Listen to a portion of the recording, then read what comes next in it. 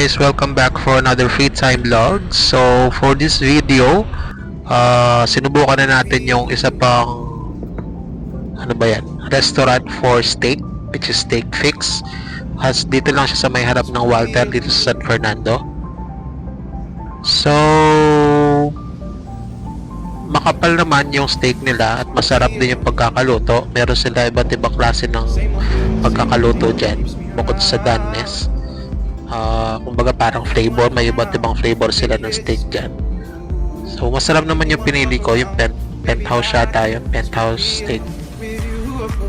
Ang ano lang is hindi pala siya unlimited guys, unlike dun sa, siguro dati unlimited siya, ngayon hindi na siya unlimited. Hindi siya kamukha nun sa Cyclo. Yung sa Cyclo manipis pero unlimited naman. Same kapal siguro nung yung steak nila, same kapal siguro ng steak on stone. Though hindi ko pa na-video yun sa steak on stone, maybe in the future kain ako ulit doon. Pero isang ano lang. Ayan, so gutom time tayo dyan, kaya naisipan natin mag Steak Fix. Namumula-mula pa yung mata ko dyan kasi bagong ligo guys. Bukod sa Steak Fix nila, bukod sa steak nila, meron pa silang iba't ibang klase ng pasta. So kasama na siya dun sa dun sa menu ng steak. So it's either kukuha ka ng 1 dish lang or 2 dish. Ayan, tinatanong ko ako anong meaning ng 2 dish na nakalagay dyan or 2 sides. Ano pala yun? Parang add-on siya. So may 2 free add-on siya. So pinili ko yung 2 free add-ons. Ang pinili ko is pesto pasta at saka marinara. Hindi ko alam yung first word na nakalagay, pero marinara yan guys. Napakasarap ng marinara nila guys. Sana makapagluto ako ng marinara. Meron na ako recipe na hanap.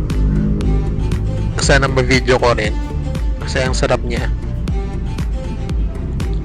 So yan yung menu nila.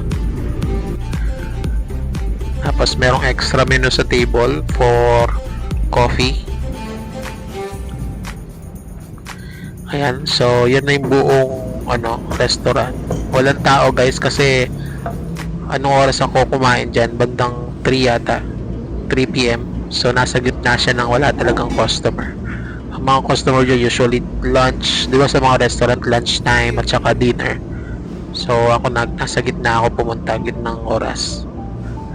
Kaya walang tao dyan.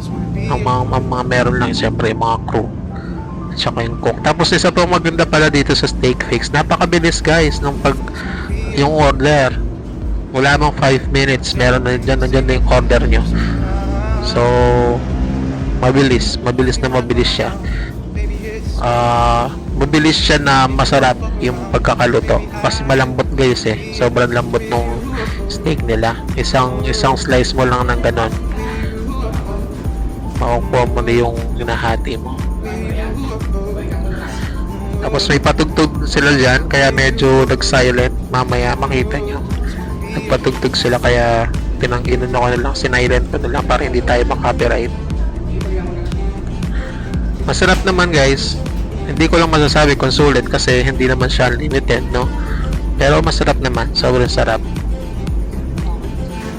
Actually ngayon nga parang nagugutom ako ulit, parang gusto kong kumain ulit sa labas. Ewan ko, try natin siguro mamaya konti. Ayan na yung steak.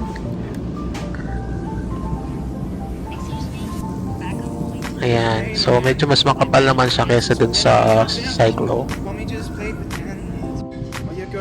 So puro T-bone siya, no guys, puro T-bones yung nila. Puro parating may buto na T. Ayan.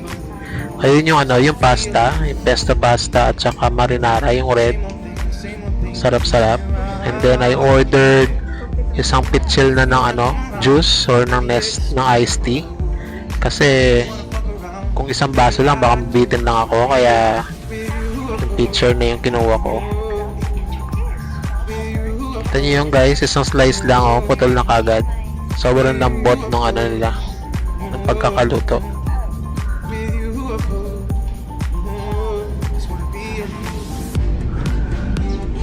Doon natinga ako dyan. Natinga ako sa nung kumakain ako natinga ako. Pero hindi siya masakit guys kasi malambot nga. Unlike yung sa ano. Sa bagay, yung doneness kasi niyan, well done. Yung sa Cyclo kasi medium rare eh. So medyo chewy talaga yung chewy talaga yung meat, yung steak. Kaya mahirap siyang putol-putulin sa ngipin.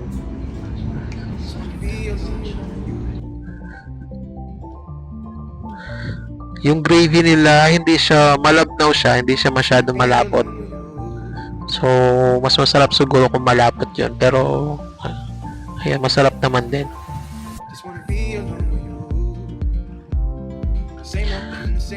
Aminin ko na, nabitin ako dyan. Sobrang nabitin. Siguro kung isa-satisfy ko yung gutom ko o yung cravings ko, siguro dalawang order ng steak tsaka dalawang order ng side dishes din. Package na yun guys yung side dishes, yung side dish at saka yung steak. So may option ka lang, it's either one side lang, which is one pasta or two pasta, parang ganun. Yung kinuha ko is 2 pasta. Less than 500 yan guys. Ayun o, inuna ko yung red. Sarap na sarap ako. Italian yung lasa. Red pasta. Ayan, tapos maganda rin yung view. Kasi di ba sabi ko, magandang para sa akin, gustong-gusto ko yung tambayan na minom ka ng kape o kumakain ka ng donuts or kumakain ka ng kung ano man, tapos nakaharap ka sa sa daan, yung dumadaan na sasakyan. Yan, so kitang-kita yung sasakyan dyan. Kung napansin nyo kanina, video ko siya. Sa harap ko is yung daanan, yung Walter, tapos yung MacArthur Highway. Kitang-kita siya dyan. So maganda yung view, bukod sa meron silang patugtog syempre. Hindi nyo alam maririnig dahil baka makapiright tayo pag hindi ko tinanggal.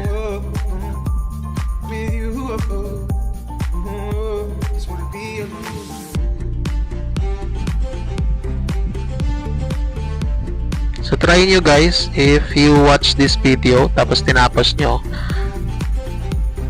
baka gusto nyo kumain doon, try nyo, masarap naman.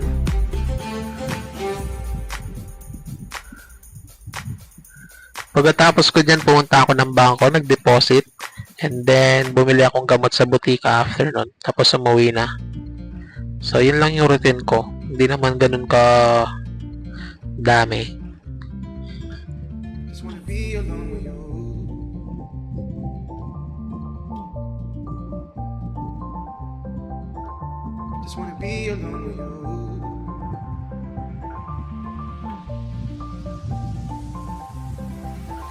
Marami rin silang menu guys, kung napansin nyo kanina, so pwede kayong pumili. Yan lang yung napili ko kasi budget din tayo, nasa budget din tayo dapat dahil ayoko namang gumastos na masyadong marami. So ang budget ko is normally 500, enough na yung 500 sa isang meal. Malaki-laki na yun, diba guys, kasi dapat usually 150 lang ang meal or something. Kung sa karinderya ka kakain, yung mga murang karinderya, nasa less than 100 lang. Or let's say 150 nga, dahil nasa 100 na usually yung mga ulam ngayon na isang platito lang. So yan, 500 or so, mga 600 ganyan, maximum na yung 700.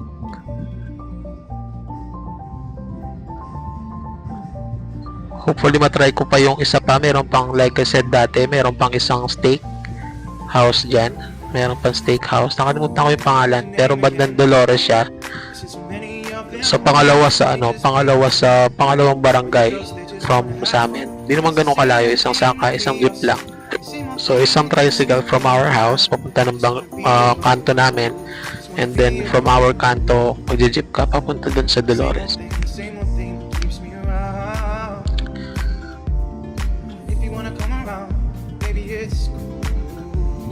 Yan, so muni time. Putol yung ulo guys kasi nga alam niyo naman, di ko alam kung paano itututok yung camera sa ano. Wala naman salamin yung ano, yung cellphone. So, hindi ko makikita. Anyway, ako lang naman din yan, so that's fine.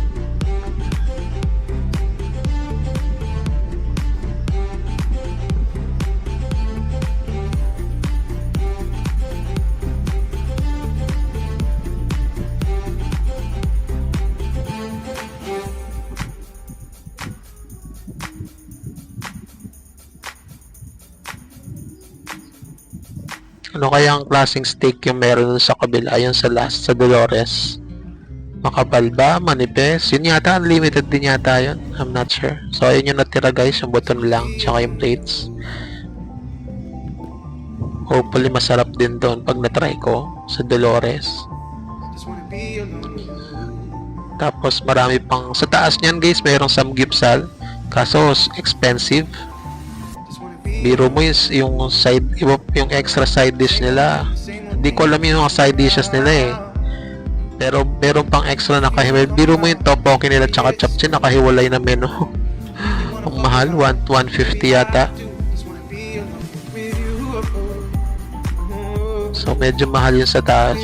Ewan ko kung matatry ko doon kasi budgeted nga tayo. Try ko muna yung isa. Dati kasi Mabsi yun yung sa taas. Ngayon Boki na siya. Boki Unlimited Samgyupsal. Ngayon yung Mabsi, linipat nila sa tabi ng Cyclo.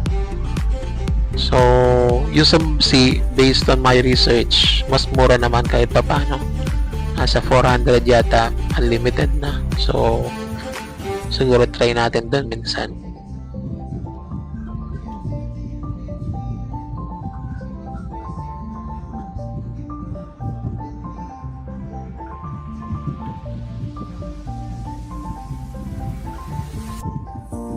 What's your name again? I've seen so many of them come. Want me just play pretend? All your girls, they just wanna have fun. But it's the same old thing that we all see. Same old thing that keeps me keen. But I just wanna be alone with you. Just wanna be alone with you. Same old thing that keeps me around. Ayan, so wala daw silang barya kasi 1K yung binayad ko. Eh yung ano ko, yung bill ko is around 550 siguro. Wala daw silang barya. So, nanghingi na lang ng 500, ng 100. And then, ang change ko is 5. Ayun guys, hanggang dito lang itong vlog na to. Bye!